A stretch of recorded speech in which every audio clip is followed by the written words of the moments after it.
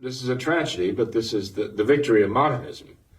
This is where modernism really wins, so to speak, when the conservatives who still have the faith are basically losing their grip on the whole idea of what the Catholic Church is and what it was meant to be, what the papacy is and what it is meant to be by Christ. And they're beginning to adjust. They're beginning to adjust their understanding of what the Catholic Church is. They're adjusting their concept of what the papacy is around Francis.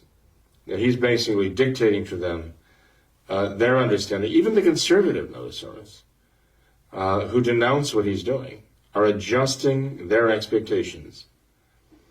And thus their very concept of the papacy and the Church around Francis, all to somehow explain the idea that he's the Pope and there's nothing we can do about it. And Father, I think that leads perfectly into this next question we have in regards to the Society of St. Pius X, and we received a request for you to comment on this kind of recognize and resist theory that they call it in the SSPX, where essentially they have this idea that the conciliar popes, they are true popes, we can't question that, but we are essentially able to pick and choose what we want to believe from them. And so this seems to be exactly what you're describing here. Well, unfortunately, it's true. Yeah, I mean, the whole idea that I just expressed here does apply to the recognize and resist mentality. And this is where I find the real poison or the real toxin in the recognize and resist idea of the Society of St. Pius X. This is why I find it so dangerous. That they find it necessary to adjust what they say according to the need to be in the good graces of the modernists, notably Francis, the modernist in chief, right? And the result of that is that they, I mean, not only their leadership, but their clergy and their laity are actually adjusting, perhaps even unawares, they're adjusting their concept of the Church. They're adjusting their concept of the papacy. And somehow, in order to accommodate Francis and to avoid the question that what he's doing is simply antithetical to the papacy, to the office of the papacy. The argument about the canonizations that Francis has done, for example. I mean, the writers of the dogmatic theology books approved by the Church, Zubizarreta and others like him, told us that the canonization of saints is, in fact, infallible. It involves what is called the secondary object of the Church's infallibility, because she can't have us praying to say that those who are not in heaven might even be in hell. She can't have us invoking their intercession, almost instead of asking a saint for help, leaving the faithful open to asking a demon for help, as though we're conjuring evil spirits, And you can't hold up as a paragon of faith and extraordinary virtue someone who actually set the example of sinfulness and just out evil.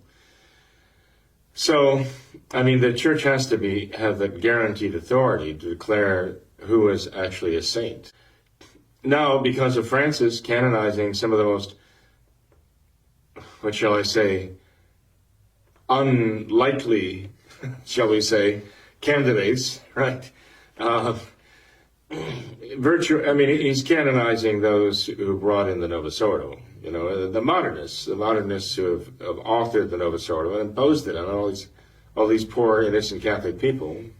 At least they were innocent at the time. Now look what they have to do. Now look what the conservative Novus Ordos have to do. And the Society of St. Pius X. They have to adjust their understanding of the canonization of saints. They have to adjust that to somehow explain that away. How can a real pope canonize someone who is manifestly not a saint in the traditional Catholic sense of the term, right? And not a saint is such that in former days, before Vatican II, there never would have been any thought of canonizing them, as the Novus Ordo has, right? And you know that that's a fact. I mean, there are those being canonized by the Novus Ordo who would not have been canonized before. This is why the Novus Ordo has changed the rules, repeatedly changed the rules necessary to canonize saints, to allow for the canonization of their non-saints. So the Novus Ordo itself has to at least tacitly acknowledge, yes, we had to change the rules because the people we're canonizing would never have been canonized before. And so, together with this now, the conservative Novus Ordo people have had to adjust their whole concept of the authority of the Church in canonizing saints. And they had to adjust to this because of Francis, pure and simple. He is forcing them to redefine the papacy, even in their own minds. And this is the great evil of modernism. It forces even those who are trying to hold on to recognizing the authority of the modernists to adjust to their teachings. There are any number of things. For example, in former times, it was considered to be absolutely impossible for a true pope to flatly contradict the ordinary magisterial teaching of the Roman Catholic Church. The ordinary magisterium.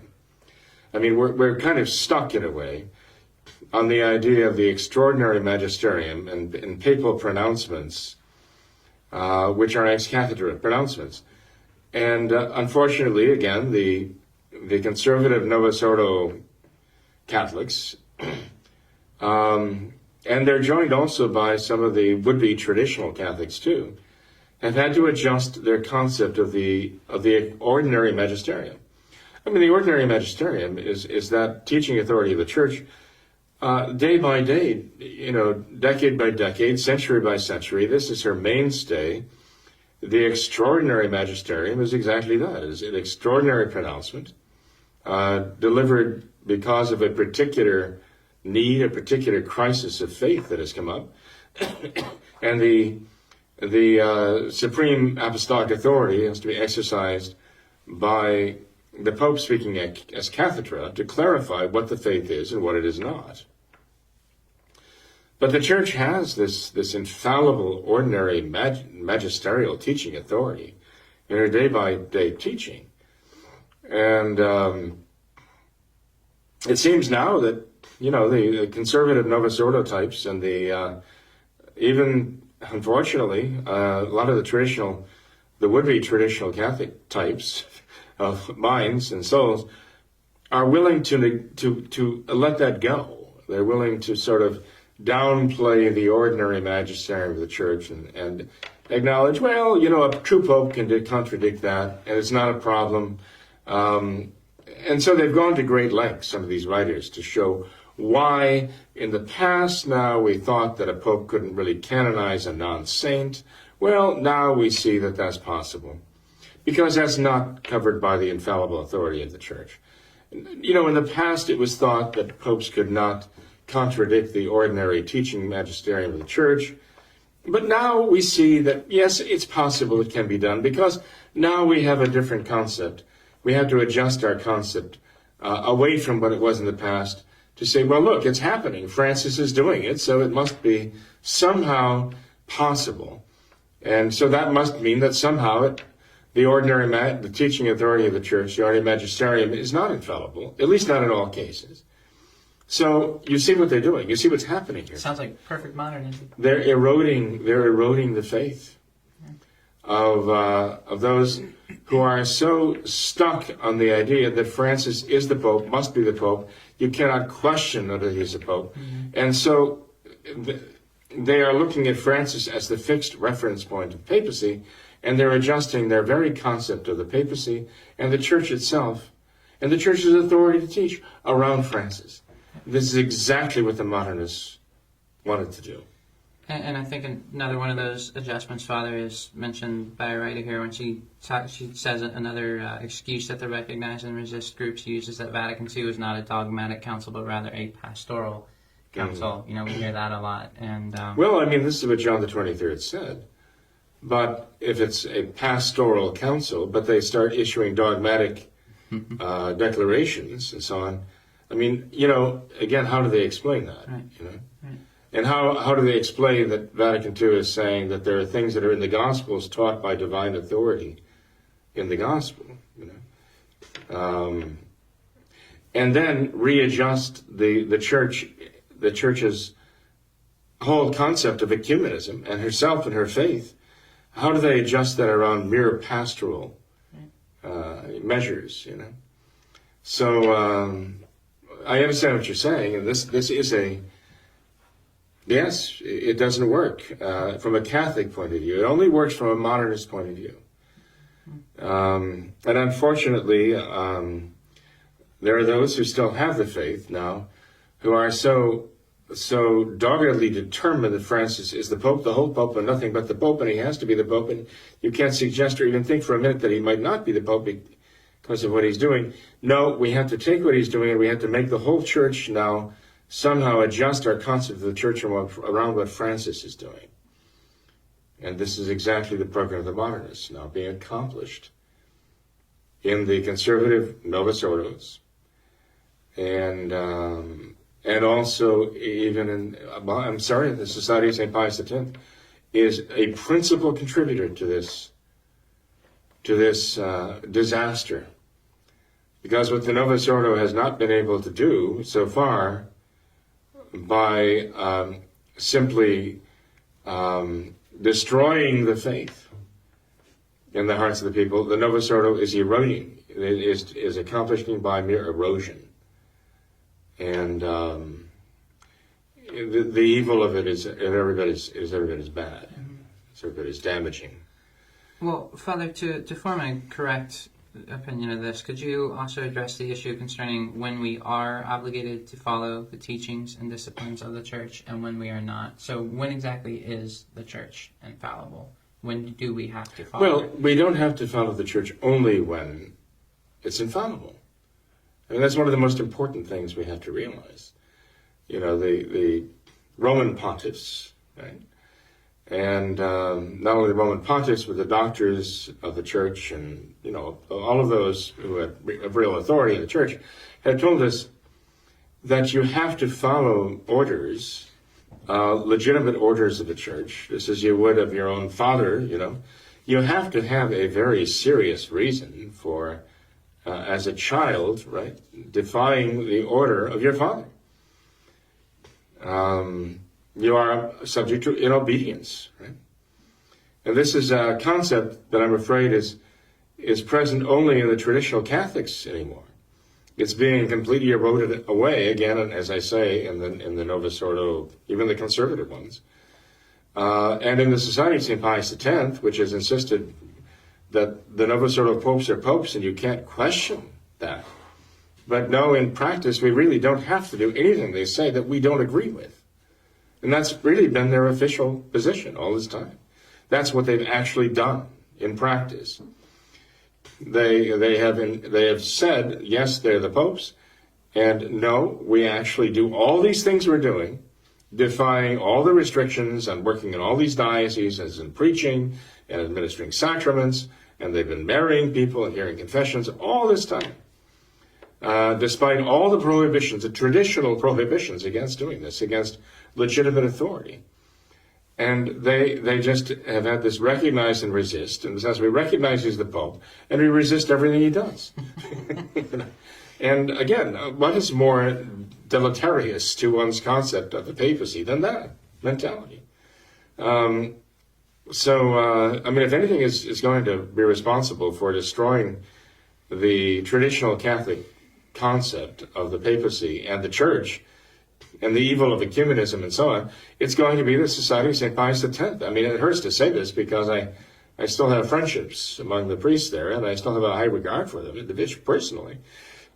And, the very idea that you can have in the Novus Ordo Church the traditional faith and practice the traditional faith within there. And you ask them, well, is the Novus Ordo really the same religion as the traditional Catholic religion? I think most of the St. Pius X clergy would say, well, no, it's not. And that's why they brought in their new Mass and their new sacraments, to be not coexistent with the traditional Mass and traditional sacraments. The historical fact of the matter is they brought in their new Mass and their new sacraments, and for 20 years did everything they could to prevent anyone from having the traditional Mass and sacraments. They wanted their new Mass to completely replace and thus obliterate the traditional Mass. They wanted to make it simply go away. And the same with their new sacraments. They were introduced to replace the traditional rites of the sacraments. And so I think, any of the Pius X clergy who know the history of all this and look back beyond the day they were ordained, to see what was happening the day I was ordained, and many other priests were ordained, they would see this is what we were up against. This is what we were dealing with. There was no indult Mass or anything of the kind. It was absolutely forbidden. And so, they just brought that indult Mass in with Ecclesia Dei when Archbishop Lefebvre consecrated bishops. And they said, whoops, we better do something. Otherwise, we're going to lose all these people. So we better give them the traditional Mass on our terms to keep them in the fold. So, Tom, the problem is here that I think most of the Pius X clergy would agree, and I think actually most of the Pius X faithful would agree, that the Novus Ordo is not the traditional Catholic religion, and modernism is not the traditional Catholic faith.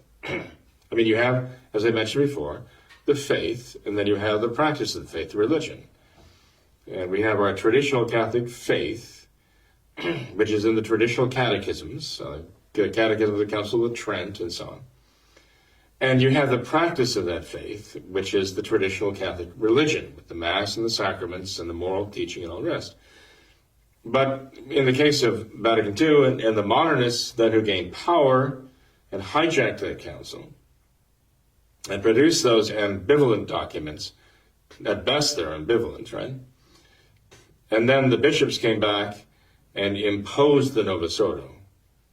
And yes, they're the ones who voted on those documents, so they impose what they understand those documents to really mean, and they're the ones who voted on them.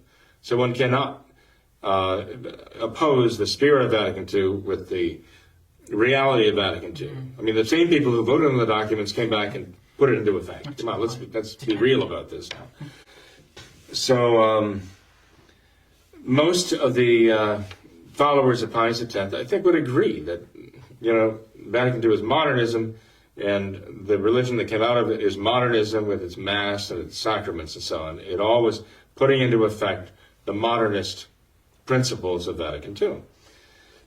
So how do you say, therefore, that modernism is not Catholicism in faith, and the Novus Ordo, therefore, that comes from modernism is not Catholicism in terms of the practice of religion? How do you say that they can coexist in the same church?